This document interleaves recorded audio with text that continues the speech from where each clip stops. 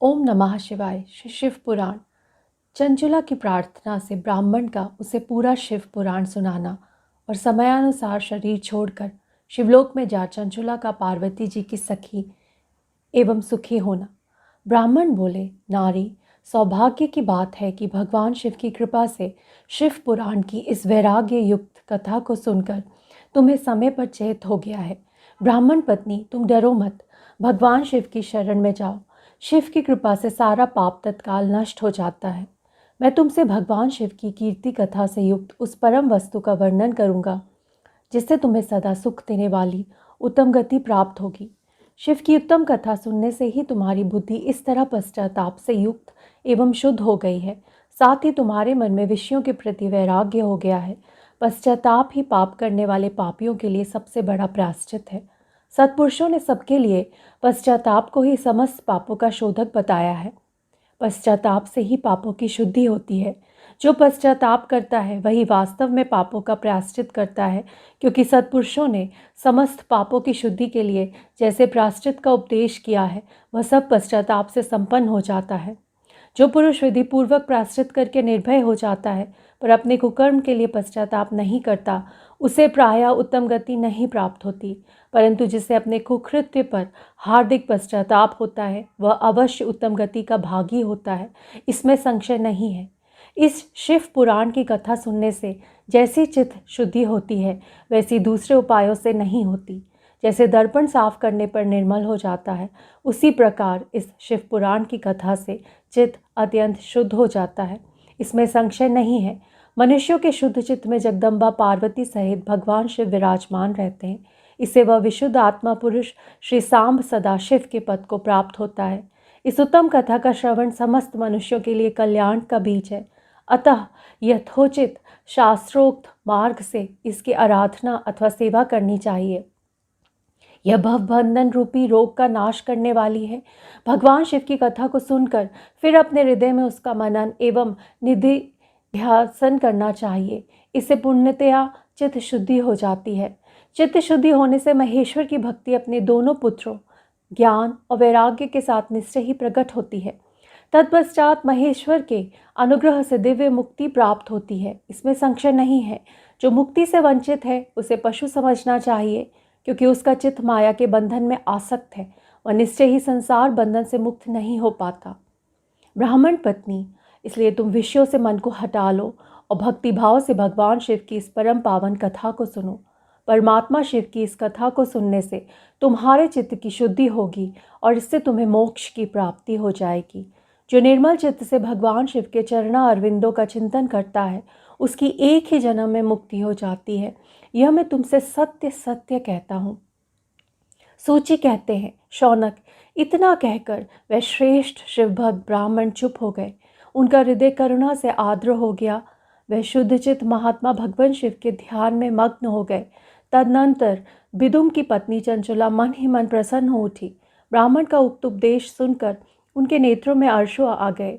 वह ब्राह्मण पत्नी चंचुला हर्ष भरे हृदय से उन श्रेष्ठ ब्राह्मण के दोनों चरणों में गिर पड़ी और हाथ जोड़कर बोली, मैं कृतार्थ हो गई। तत्पश्चात उठकर वैराग्य युक्त उत्तम बुद्धि वाली वह स्त्री जो अपने पापों के कारण आतंकित थी, उन महान शिवभक्त ब्राह्मण से हाथ जोड़कर गदगद वाणी में बोली। चंचुला ने कहा, ब्राह्मण, शिव भक्तों में श्रेष्ठ स्वामिन आप ध्यान हैं, धन्य हैं, परमार्थ दर्शी हैं और सदा परोपकार में लगे रहते हैं, इसलिए श्रेष्ठ साधु पुरुषों में प्रशंसा के योग्य हैं। साधो, मैं नरक के समुद्र में गिर रही हूँ, आप मेरा उद्धार कीजिए, उद्धार कीजिए।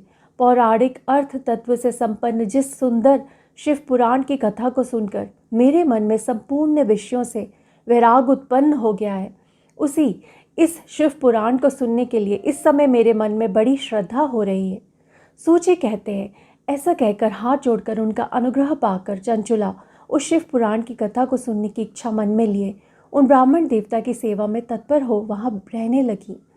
तदनंतर शिव भक्तों में श्रेष्ठ और शुद्ध बुद्धि वाले उन ब्राह्मण देवता ने उसी स्थान पर उस स्त्री को शिव पुराण की उत्तम कथा सुनाई। इस प्रकार उस गोकर्ण नामक महाक्षेत्र में उन्हीं श्रेष्ठ ब्राह्मण से उसने शिव पुराण की वह परम उत्तम कथा सुनी, जो भक्ति ज्ञान और वैराग्य को बढ़ाने वाली तथा मुक्ति देने वाली है। उस परम उत्तम कथा को सुनकर वह ब्राह्मण पत्नी अत्यंत कृतार्थ हो गई। उसका चित्त शीघ्र ही शुद्ध हो गया। फिर भगवान शिव के अनुग्रह से उसके हृदय में शिव के सगुण रूप का चिंतन होने लगा। इस प्रकार उसने भगवान शिव में लगी रहने लगी वाली उत्तम बुद्धि पाकर शिव के सच्चिदानंदमय स्वरूप का बारंबार चिंतन आरंभ किया। तत्पश्चात समय के पूरे होने पर भक्ति, ज्ञान और वैराग्य से युक्त हुई चंचुला ने अपने शरीर को बिना किसी कष्ट के त्याग दिया। इतने में ही त्रिपुर शत्रु भगवान शिव का भेजा हुआ एक दिव्य विमान द्रुत गति से वहां पहुंचा, जो उनके अपने गणों से संयुक्त तो भांति भांति के शोभा साधनों से संपन्न था। चंचुला उस विमान पर आरूढ़ हुई और भगवान शिव के श्रेष्ठ पार्षदों ने उन्हें तत्काल शिवपुरी में पहुंचा दिया। उसके सारे मल धुल गए थे। वह दिव्य रूप धारणी दिव्यांगना हो गई थी। उसके दिव्य अवयव उसकी शोभा बढ़ाते थे। मस्तक पर अर्धचंद्र का मुकुट धारण किए वह गौरांगी देवी शोभाशाली दिव्य आभूषणों से विभूषित थी। शिवपुरी में पहुंचकर उसने सनातन देवता त्रिनेत्रधारी महादेव जी को देखा। सभी मुख्य मुख्य देवता उनकी सेवा में खड़े थे। गणेश, भृगि, नंदीश्वर तथा वीरभद्रेश्वर आदि उनकी सेवा में उत्तम भक्ति भाव से उपस्थित थे।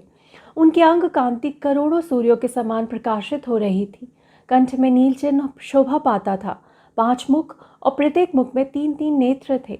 मस्तक पर अर्धचंद्राकार मुकुट शोभा देता था। उन्होंने अपने वामांग भाग में गौरी देवी को बिठा रखा था, जो विद्युत पुंज के समान प्रकाशित थी। गौरीपति महादेव जी की कांति कपूर के समान गौर थी। उनका सारा शरीर श्वेत भस्म से भासित था। शरीर पर श्वेत वस्त्र शोभा पा रहे थे। इस प्रकार परम उज्ज्वल भगवान शिव का दर्शन करके वह ब्राह्मण पत्नी चंचुला बहुत प्रसन्न हुई। अत्यंत प्रीति युक्त होकर उसने बड़ी उतावली के साथ भगवान को बारंबार प्रणाम किया। फिर हाथ जोड़कर वह बड़े प्रेम, आनंद और संतोष से युक्त हो विनीत भाव से खड़ी हो गई। उसके नेत्रों से आनंद अश्रुओं की अविरल धारा बहने लगी तथा संपूर्ण शरीर में रोमांच हो गया। उस समय भगवती पार्वती और भगवान शिव ने उसे बड़ी करुणा के साथ अपने पास बुलाया और सौम्य दृष्टि से उसकी ओर देखा। पार्वती जी ने तो दिव्य रूप धारणी बिंदुगा प्रिया चंचुला को प्रेम पूर्वक अपनी सखी बना लिया। वह उस परम धाम में ज्योति स्वरूप सनातन धाम में अविचल निवास पाकर दिव्य सौख्य से संपन्न हो अक्षय सुख का अनुभव करने लगी। ओम नमः शिवाय। इति अध्याय 4। ओम नमः शिवाय।